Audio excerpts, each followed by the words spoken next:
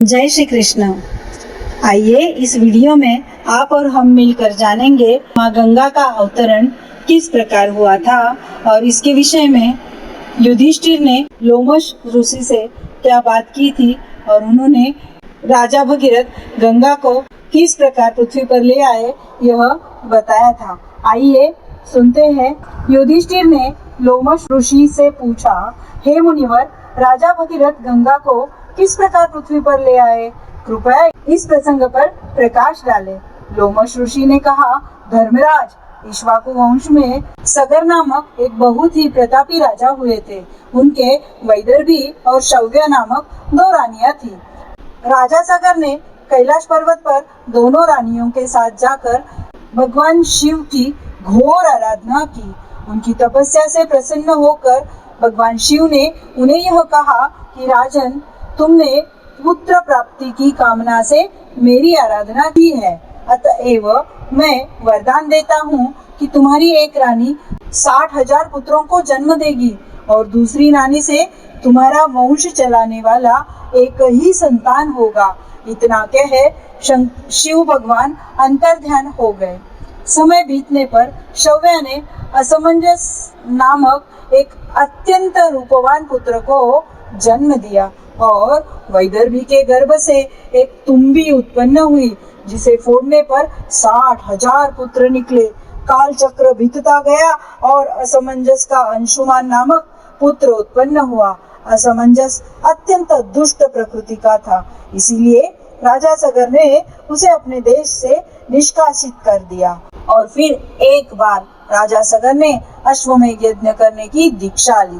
अश्वमेध यज्ञ का शाम कर्ण घोड़ा छोड़ दिया गया और उसके पीछे राजा सगर के 60,000 पुत्र अपनी विशाल सेना के साथ चलने लगे। सगर के इस अश्वमेध यज्ञ से भयभीत होकर देवराज इंद्र ने अवसर पाकर उस घोड़े को चुरा ही लिया और उसे ले जाकर कपिल मुनि के आश्रम में बांध दिया। उस समय कपिल मुनि ध्यान में लीन थे, अतः उन्हें इस बात का पता ही नहीं चला।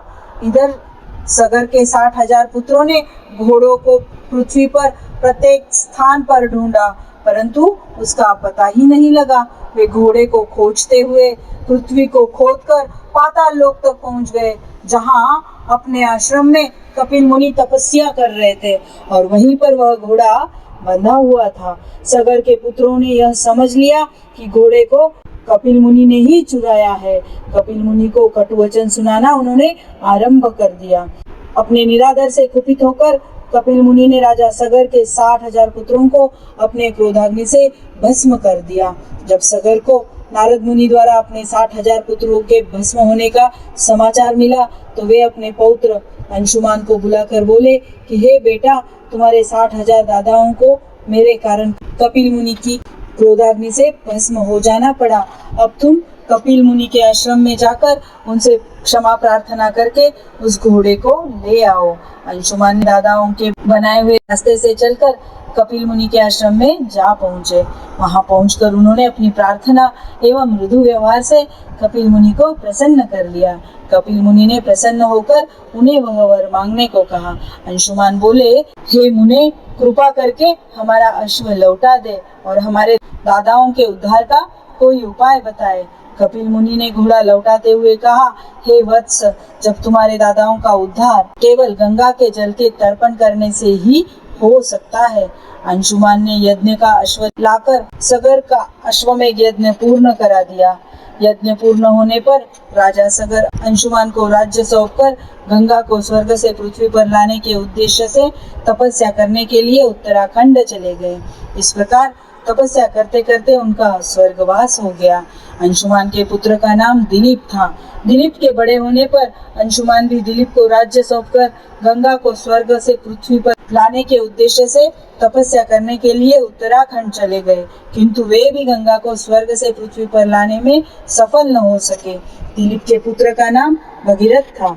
भगीरथ बड़े होने पर दिलीप ने भी अपने पूर्वजों का अनुगमन किया, किंतु गंगा को लाने में उन्हें भी असफलता ही हाथ आई। अंततः भगीरथ की तपस्या से गंगा प्रसन्न हुई और उनसे वरदान मांगने के लिए कहा।